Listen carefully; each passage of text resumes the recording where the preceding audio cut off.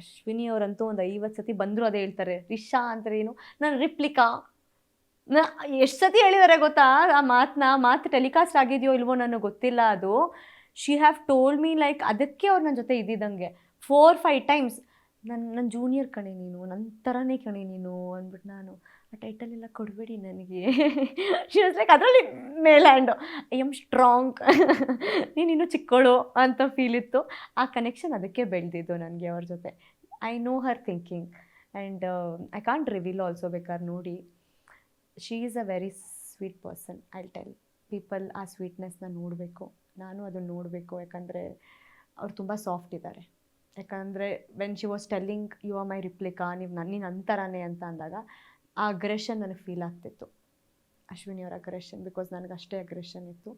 When she is sensitive, when she is soft, ಎಂಥವ್ರಿಗೂ ಕೂಡ ಕಾಲು ಮುಗಿದು ಕ್ಷಮೆ ಕೇಳೋಷ್ಟು ಕೆಪಬಿಲಿಟಿ ಶಿ ಹ್ಯಾವ್.